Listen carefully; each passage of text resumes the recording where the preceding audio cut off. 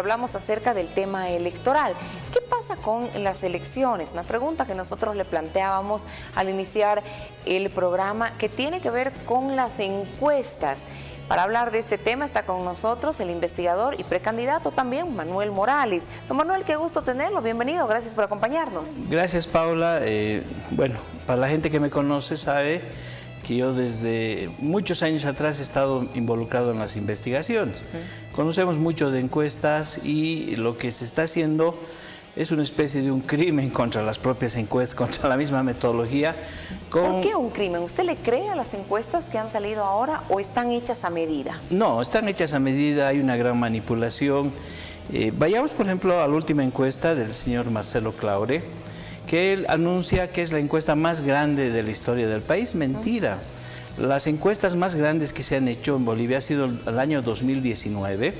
Ha habido dos encuestas hechas por la Fundación Jubileo, por este canal, el canal universitario y la UMSA, con 14.000 y 15.000 personas encuestadas, no como dice Claure, con 5.000, que supuestamente sería la encuesta más grande. Primer error. Segundo error. Se habla de que se ha hecho una encuesta en 112 provincias y no se presentan los resultados. ¿Sabes lo que es tener una radiografía a través de una encuesta de la realidad política en las 112 provincias que conforman Bolivia? Los resultados deberían haber sido expuestos de manera brillante y por supuesto tendríamos el cuadro completo de cómo está la percepción de la gente y cuál es su tendencia hacia el voto. En esta encuesta, por supuesto, tendría que haber aparecido con mucha nitidez el voto hacia el bloque del MAS. Puede estar Evo, puede estar Andrónico, puede estar Arce, puede estar un montón de precandidatos, pero podríamos haber visto a través de la encuesta de Claure, si fuera cierta, la radiografía de cómo es el voto rural en 112 provincias y podríamos haber tenido también una radiografía de cómo es el voto en las áreas rurales. Por lo tanto, esta es una encuesta que busca que el señor Marcelo Claure se introduzca en la vida política del país a través de una encuesta, pero él también tiene un proyecto con la Universidad Harvard que se llama 360 y lo que él está tratando de hacer es crear un grupo de asesoría para el próximo gobierno o para el candidato más favorecido de la oposición para elaborar el plan de gobierno. Imagínense un plan de gobierno que va a venir desde afuera, desde Harvard, y él lo que pretende es, desde un conocimiento parcial manipulado, introducirse e influir en las candidaturas locales. Entonces ahí ya vemos el sesgo de esto, que no creo que haya sido una encuesta seria. Ahora, ¿qué características debe tener una encuesta seria en la metodología, en la muestra que se tiene que realizar? Bueno, lo más importante es que tiene estándares de calidad, porque estamos hablando de una investigación cuantitativa. Tú a través de una encuesta vas a recoger datos a los cuales el conocimiento secundario, digamos, no tiene acceso, ¿no? O sea, la percepción de la gente no te permite conocer.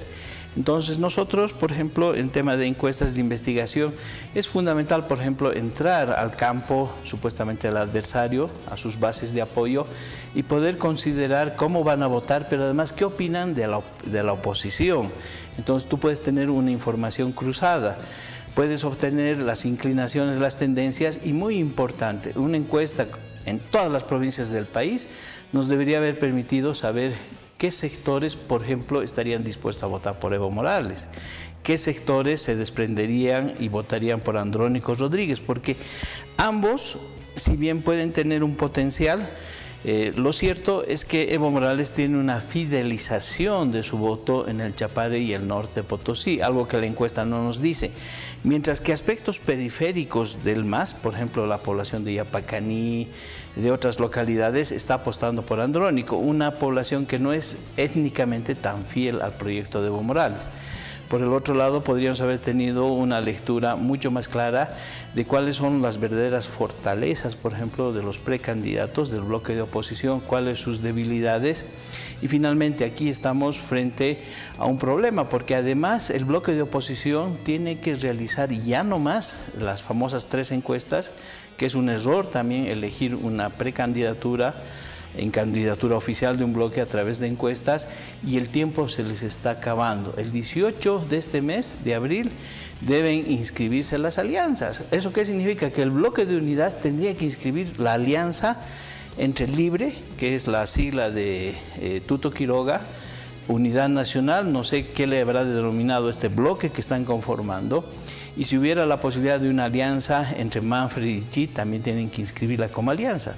Si la encuesta quieren hacerla hasta mediados de abril, prácticamente podríamos dar por descartado que el bloque de unidad va a ir unido con una encuesta de por medio. Por el contrario, esto los va a terminar de dividir y finalmente hasta el 18 de abril vamos a conocer que van a ir divididos los opositores y probablemente Manfred con o sin Chi también va a ir dividido.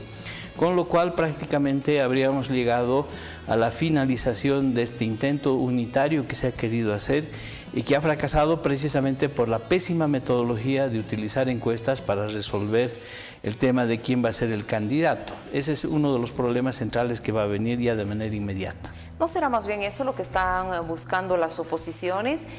Figurar que les ha quedado corto el tiempo para tener una salida fácil y llegar finalmente divididos a la votación, lo que la gente va a castigar sin duda alguna. Por supuesto, parece que las intenciones ególatras, podríamos decir, de los dos candidatos más fuertes que en este momento hay de la oposición, la gran inversión que están realizando, las alianzas que ya están tejiendo, les va a impedir poder subordinarse el uno al otro. Además lo han dicho con absoluta claridad Tuto y Samuel.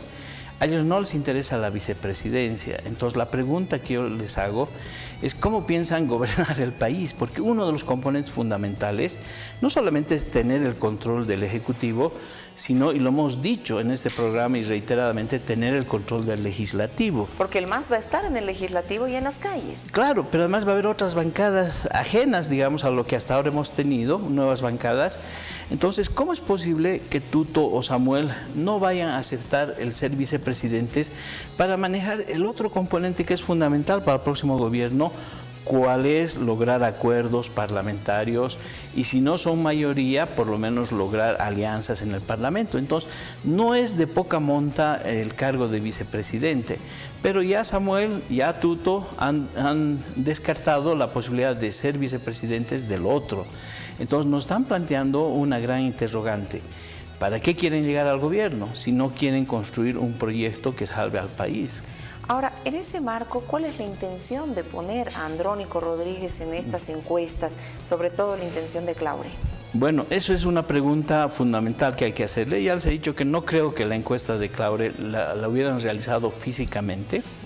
Es una especie de una encuesta cocinada y lo ponen Andrónico, pero además sube de 19 puntos de la encuesta que difundió un medio de comunicación, lo suben a 26, es decir, con 7 puntos adicionales. Lo que en primer lugar creo que es parte de esta manipulación de querer imponerle a Evo Morales un candidato, pero Andrónico va a tener graves problemas. En primer lugar, para ser viable, tiene que desligarse de su pasado de vista y tiene que romper con el arcismo definitivamente y tiene que reinventarse políticamente, es decir, no solo presentarse como Andrónico, sino decirle al país el proyecto que vamos a construir de acá en adelante va a negar lo que hemos hecho hasta ahora y va a proyectar estas otras cosas. Esas reinvenciones se han hecho en términos históricos.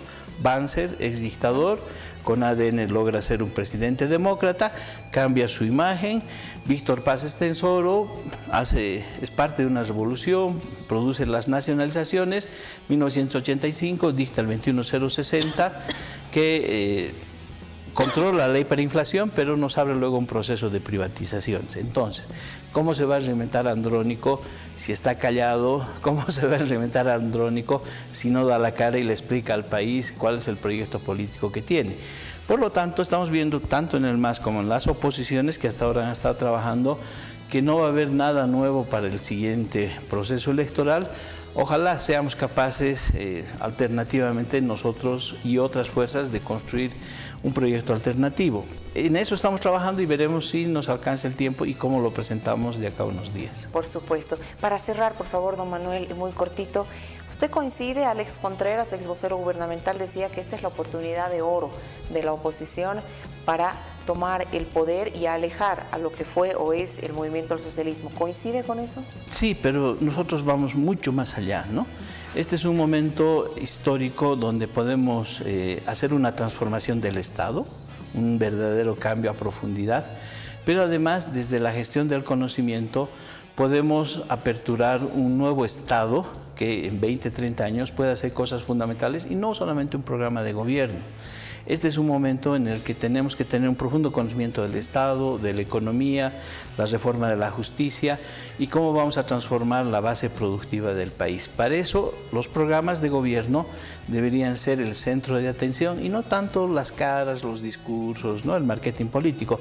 Pero esa batalla ideológica, ese programa que se va a presentar y que se lo va a discutir, creo que todavía va a haber tiempo para que la población pueda escucharlo y tomar una decisión. Don Manuel, quiero agradecerle por la gentileza de acompañarnos en este espacio, de analizar este tema y de que la gente no crea todas las encuestas que ve, porque eso va a generar un ambiente político anticipado. Gracias por habernos acompañado. Muchas gracias, Paola. Manuel Morales, quien nos acompañó a propósito de este tema que tiene que ver con las encuestas.